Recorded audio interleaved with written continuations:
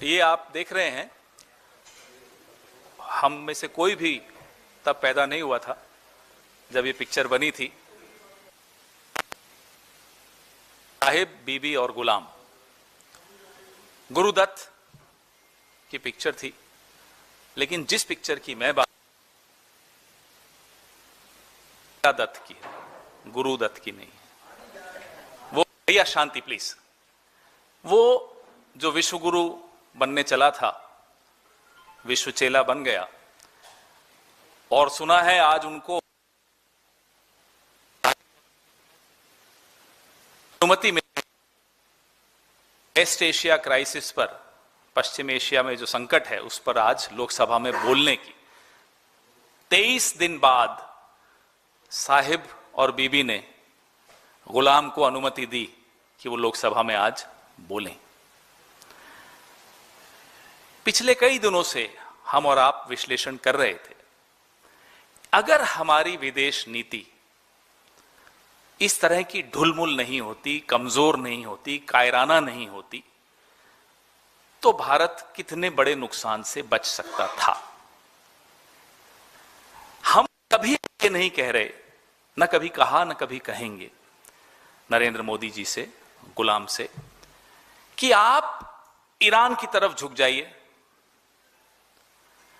हम सिर्फ और सिर्फ इतना कह रहे हैं, कहते आए हैं, और आपसे, इस देश से, पूरे विश्व को उम्मीद भी यही थी कि आप सीधे खड़े रहिए, कि आप नियम आधारित व्यवस्था पर चलिए, रूल्स बेस्ड ऑर्डर पर चलिए, क्योंकि हिंदुस्तान हमेशा नियम आधारित व्यवस्था का हिमायती रहा है।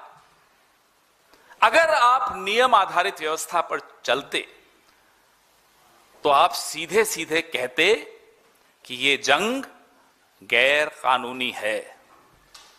यूनाइटेड नेशंस के चार्टर भी हैं, नियम बने हुए हैं, कौन सी जंग कानूनी होती है, कौन सी गैर कानूनी होती है, उसके नियम हैं। आपने वो हिम्मत नहीं जुटाई। आप सीधे तो दूर छोड़िए, आप बिछ गए, लेट गए, नतमस्तक हो गए, साष्टांग दंडवत प्रणाम करने लगे साहिब और बीबी को।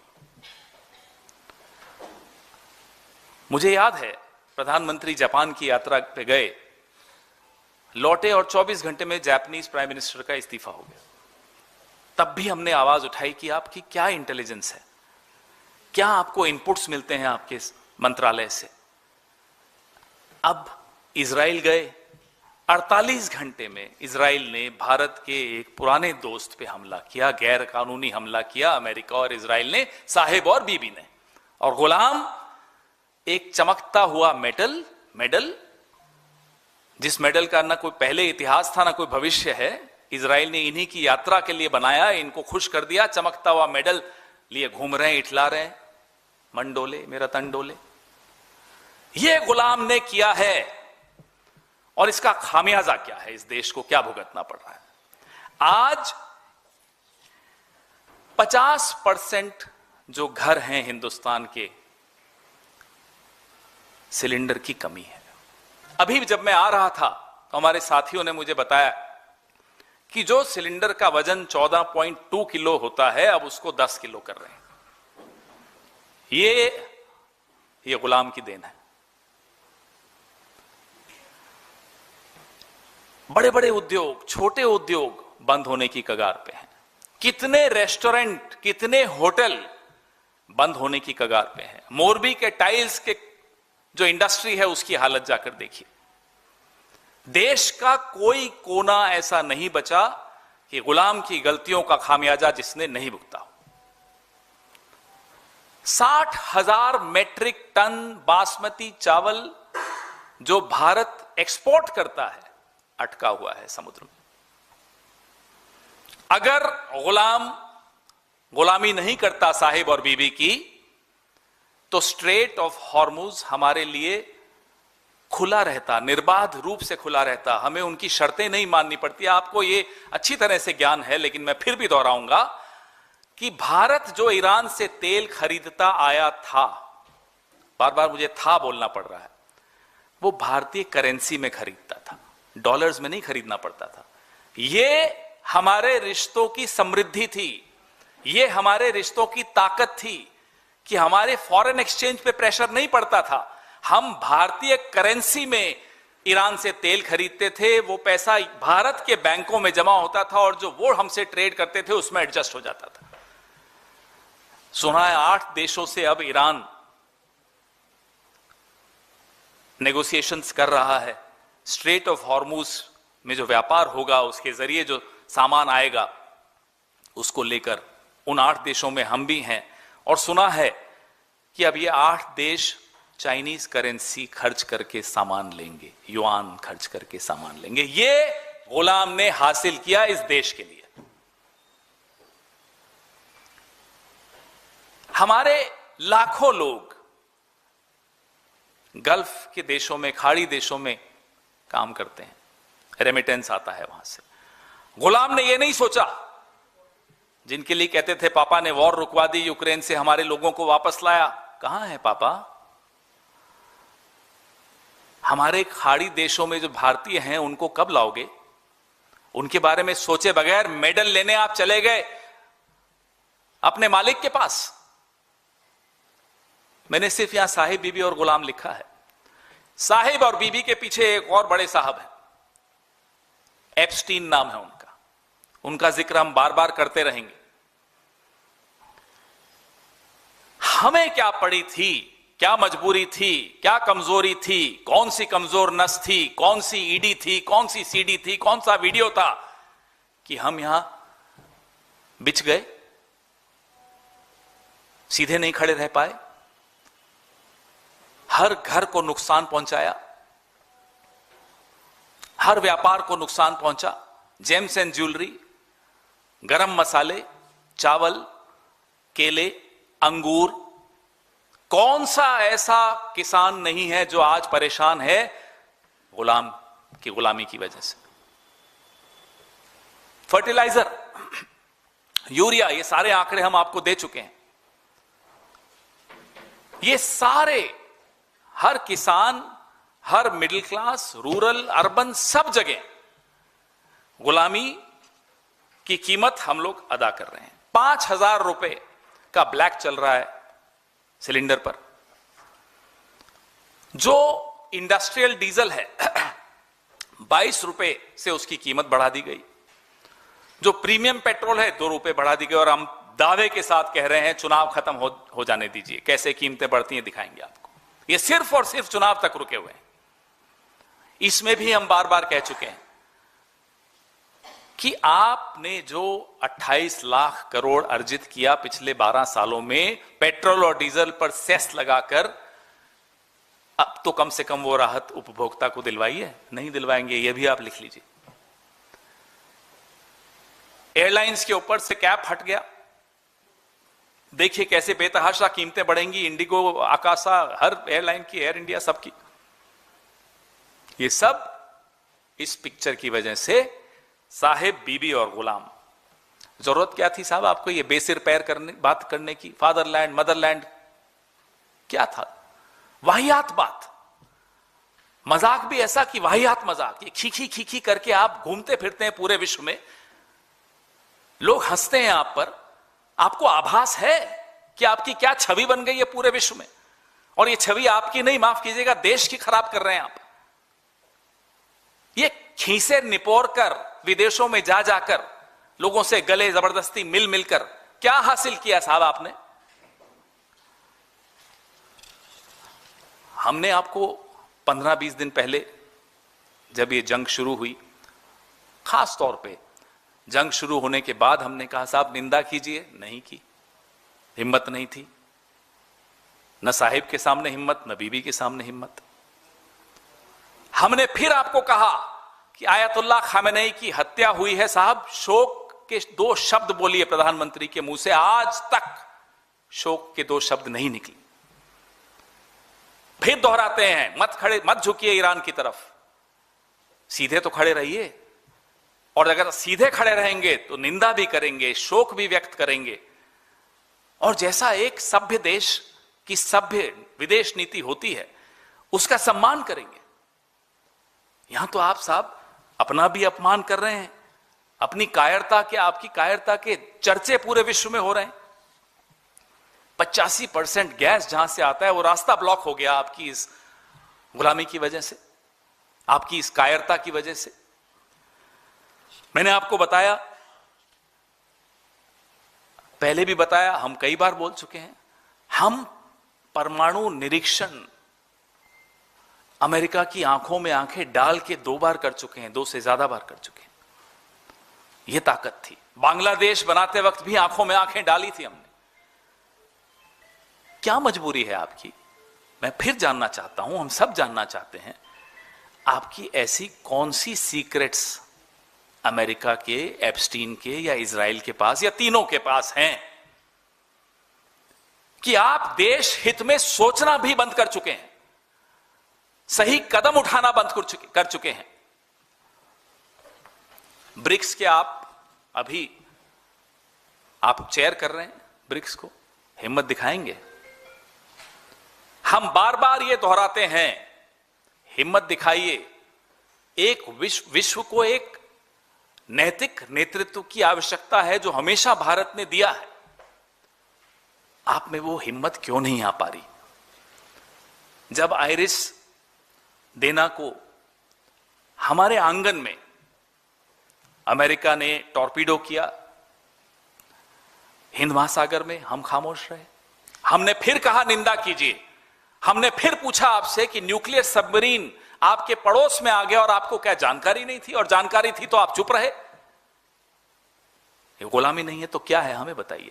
एक छोटा देश, सम्मान के साथ कह रहा हूं, लेकिन एक छोटा देश श्रीलंका उस करने देंगे, और हम एक पहाड़ सा देश है, बड़ा देश है, ताकतवर देश है, 75 साल से एक ताकत, एक गुडविल, हमने एक नाम कमाया है, और हम हिम्मत नहीं जुटा पा रहे अमेरिका को एक बार आंख दिखाने की कि हमारे इंडियन ओशन में आकर आपने हमारे मेहमान को क्यों मारा। हम हिम्मत नहीं जुटा पाए ये बोलने की कि 168 स्कूल जाती बच्चियों को आपने मार दिया है, ये गलत किया है। हम ये हिम्मत नहीं जुटा पाए। क्यों? क्योंकि गुलाम डरता भी है। गुलाम इसीलिए है क्योंकि गुलाम डरता है, और गुलाम डरता इसीलिए है कि गुलाम की कुछ कमजोर नस साहिब और बीबी दोनों के पास है। क्या हमारे देश के प्रधानमंत्री की कमजोरी के चलते हम देश को कमजोर होने देंगे? हम ये उम्मीद करते हैं कि आज हम जो यहां सवाल जो उठा रहे हैं, गुलाम के पास अभी है आधा घंटा, 33 मिनट है, पूछ ले साहिब से और बीबी से, क्या जवाब देंगे? क्या इन सवालों के जवाब देंगे? राहुल जी ने लगातार कोविड से पहले, जीएसटी से पहले, नोटबंदी के बाद लगातार चेताया था कि संकट आएगा। आप हंसी उड़ाते थे उनकी। राहुल गांधी ने फिर से आपको चेताया है कि बहुत बड़ा भीषण संकट एनर्जी में, ऑयल में, व्यापार में, अर्थव्यवस्था में आ रहा है। लेकिन हमें पूरी उम्मीद है साहिब और बीबी की वजह से गुलाम के मुंह से आवाज नहीं निकलेगी। आज भी लोकसभा में आप ये देखिएगा, जवाब नहीं होंगे। हम ये जानना चाहते हैं, आज जवाब दीजिए कि आपने निंदा क्यों नहीं की थी, आपने शोक क्यों नहीं जताया था, आप क्यों इजराइल के सामने झुक गए, आप क्यों बिछ गए, आपने क्यों देश के हितों के साथ समझौता किया? इसका जवाब आज हम उम्मीद करते हैं आप दीजिए, अगर हिम्मत है तो। लाग लपेट मत कीजिएगा कि हमारी 2 शिप्स आने दी, हमारी 3 शिप्स आने दी। चीन और रूस के लिए निर्बाध रूप से खुला रहा पिछले 23 दिन स्ट्रेट ऑफ हॉर्मुज, हमारे लिए नहीं था। ईरान की एम्बेसी ने भारतवासियों को शुक्रिया अदा किया है, कंट्रीब्यूशंस के लिए, डोनेशंस के लिए, दवाइयों के लिए। हम देख रहे थे कश्मीर की छोटी छोटी बच्चियां अपनी इयररिंग्स दे रही थी, सरकार को धन्यवाद नहीं दिया, भारत को धन्यवाद दिया। और जो राहत वो दे रहे हैं वो भारत को देना चाहते हैं, क्योंकि इस रिश्ते का एक इतिहास रहा है। ये दो सभ्यताओं का रिश्ता रहा है। सरकारें आती जाती रहती हैं, कभी कभी ऐसी नामाकुल सरकारें भी आ जाती हैं, ऐसे गुलाम लोग भी प्रधानमंत्री बन जाते हैं, लेकिन फिर भी जो बड़े देश हैं, बड़ी सभ्यताएं हैं, पुरानी सभ्यताएं हैं, वो अपने रिश्ते कायम रखना जानती हैं। बधाई देते हैं हम इस देश के करोड़ों लोगों को जिन्होंने संकट की इस घड़ी में ईरान का साथ दिया, सरकारों के बावजूद दिया। जो डिसरप्शंस आ रही हैं मिल्क सप्लाई चेन की, आने वाले 10 दिन में अगर एलपीजी शॉर्टेजेस ऐसे ही चलती रही तो दूध की पैकेजिंग पे नुकसान होगा और दूध की किल्लत महसूस होगी। ये सब आपको वहां नहीं सुनाई देगा आज लोकसभा में। इन सब असली मुद्दों पर आपको कुछ नहीं मिलेगा लफाजी के अलावा, लेकिन इसलिए हम लोकसभा में वो बोलें उससे पहले हम ये सवाल पूछना चाहते हैं, क्या करेंगे आप 60,000 मेट्रिक टन चावल का जो अटका हुआ है? क्या आप गरम मसाले के जो व्यापारी हैं, मैन्युफैक्चरर्स हैं, उनको क्या जवाब देंगे? केले, अंगूर, हल्दी, ये सब परेशान घूम रहे हैं। और जेम्स एंड ज्वेलरी तो इनके अपने राज्य में बहुत बड़ा संकट है। 3,000 एमएसएमईज कर्नाटका में तबाह हो रही हैं इस 23 दिन के युद्ध में। 3,000, 15,000 एमएसएमईज जो automotive sector, garment sector, footwear sector पर सीधा सीधा प्रभाव पड़ रहा है, वो बंद होने की कगार पर है क्योंकि एलपीजी और सीएनजी की शॉर्टेज है। मंत्री संसद में कहते हैं 74 दिन का गैस है, सोर्सेस के माध्यम से कहते हैं 25 दिन का गैस है। हमें नहीं मालूम सोर्सेस सही है या मंत्री सही है। कोई क्लैरिटी नहीं है, कोई स्ट्रेटेजिक प्लानिंग नहीं है, कोई स्टैंड नहीं है, कोई चिंता नहीं है, कोई जवाब नहीं है। क्या बोलोगे, किस मुंह से बोलोगे लोकसभा में? हमारी 37 जहाज, 1,109 सेलर्स और 10,000 करोड़ के सामान अभी फंसे हुए हैं। पिछली बार जब मैं आया तब मैंने आपको एक आंकड़ा दिया था, आज का आंकड़ा यह है। हमारा शेयर मार्केट 48 लाख करोड़ डूब चुका है शेयर मार्केट में पिछले 23 दिनों में।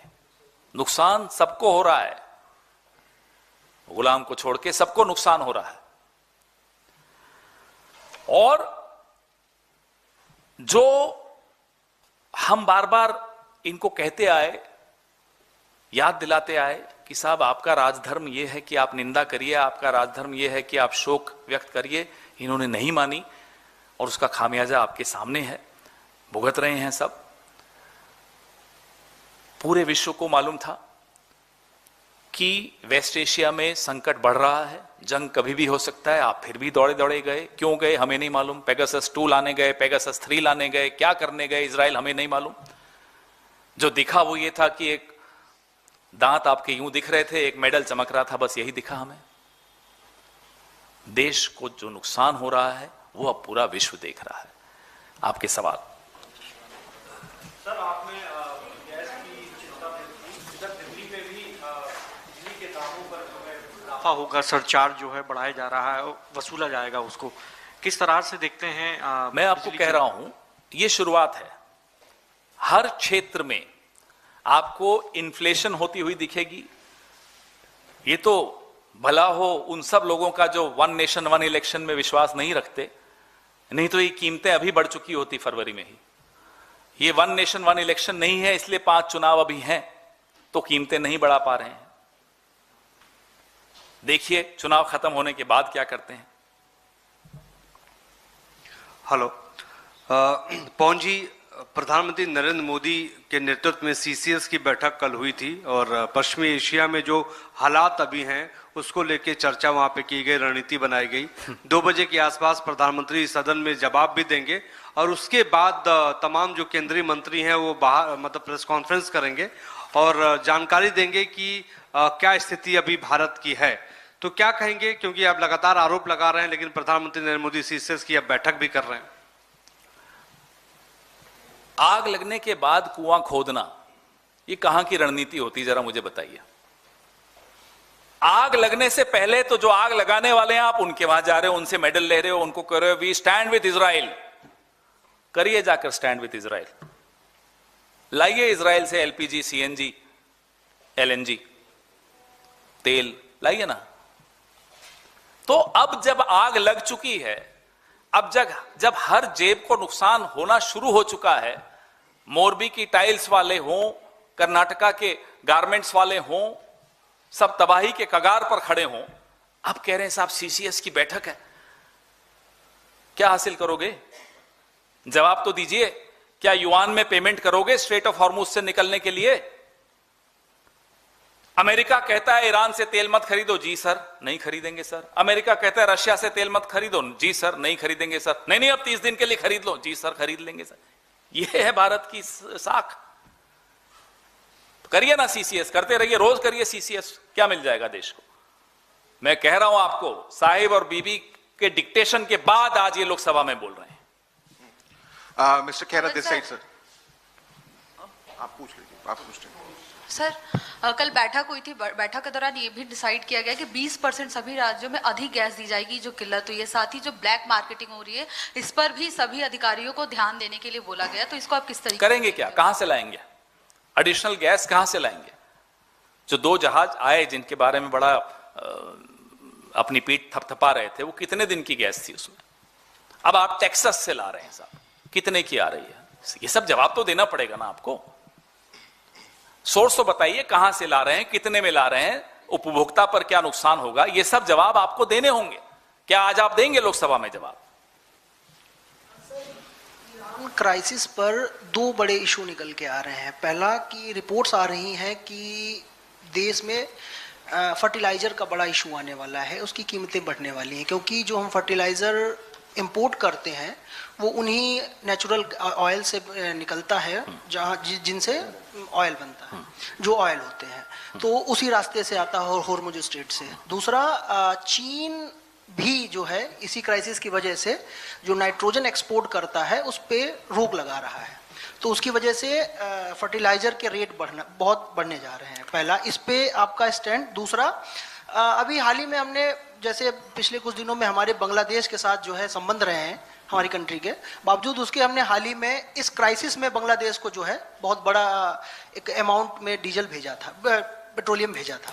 तो उस पे कांग्रेस पार्टी का क्या है? हम कह ही चुके हैं कि जब आपको वोट लेने होते हैं, आप बांग्लादेश बांग्लादेश घुस गए बांग्लादेशी कहते रहते हो। संकट की घड़ी में आप फ्रेंडशिप ट्रीटी है आपकी, उसमें आप भेज रहे हो डीजल। यही किसी और सरकार ने किया होता तो पूरी आईटी सेल सब कुछ सड़क पर होते ये लोग।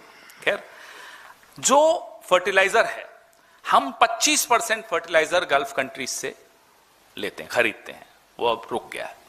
हम 40% यूरिया और phosphate fertiliser strait of Hormuz से आता है हमारा, रुक गया है। अब इसका जवाब पूछिए लोकसभा में। कल तो सीसीएस की बड़ी बैठक हुई थी, काफी जो इनका भोंपू मीडिया है शुरू हो गया था साहब, प्रधानमंत्री ने जायजा ले लिया। अरे साहब क्या कमाल कर दिया, जायजा ले लिया 23 दिन बाद आपने। आज भी यही कुछ होगा, आज ढोल नगाड़े होंगे, शाम को डिबेट्स नहीं होंगी, आज ढोल नगाड़े बजेंगे। मिस्टर खेरा, हमारा स्टैंड तो सीधा सीधा है साहब। हम पूछ रहे हैं आपने ये प्लानिंग क्या की?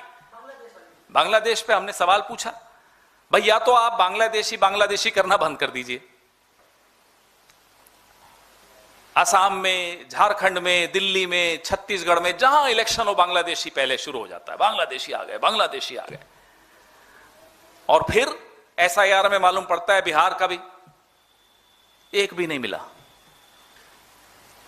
तो ये दोगलापन इनका रोज एक्सपोज होता है, खुद एक्सपोज करते हैं। Mr. Khera, you have listed several sectors, industries which are hit reportedly by this ongoing conflict in West Asia. A relief package of 20 lakh crore rupees was announced by Modi government during COVID pandemic. Would you want government to take such relief measures to give respite to the common people? Well, what we've always wanted was something that they did not agree with. If they had agreed to that, we would not have reached this situation where 11 crore children across 10.35 lakh schools will not get midday meal under the PM Poshan scheme. because of this crisis. Now, whether you will sanction some money or not is for them to respond to, but we would not have reached this situation if we had stood straight, if we had not bent over backwards for Israel.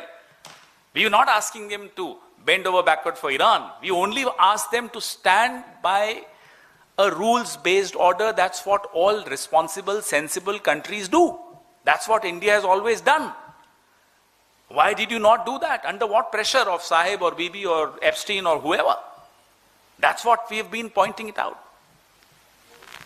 So, rupees value 12 years before was somewhere around 59, and it has increased 58% during this period. And it has crossed 93 now. So it has crossed 58% during the time period of 2014 and 2026. How do you assess this? Well, it's definitely crossed Mr. Modi's age.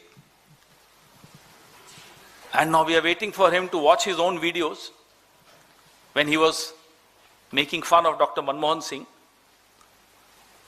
This is a Modi-made disaster. This is an MMD, Modi-made disaster. We could have insulated ourselves from this war in West Asia if we had acted the way responsible nations act. If we had criticized and condemned this illegal war on Iran by Israel and America, if we had insisted on the world coming around rules-based order, if we even now act responsibly as the chair of BRICS, but believe me, Mr. Modi does not have it in him to stand straight. He's compromised. Pawan sir, this side. Sir, in telephonic conversation with PM Modi, Iranian president has said that it did not initiate war, and he also called upon India that the BRICS chair that India is holding, it should initiate the talks to halt aggression in the Middle East. How do you look at it? Well, will he do that? A man who did not have the courage, the moral courage, just to do the right thing, just to criticize this illegal war, just to condole the killing of Ayatollah Khamenei, do you think he has it in him? If you still hope, well, I'm sorry for you.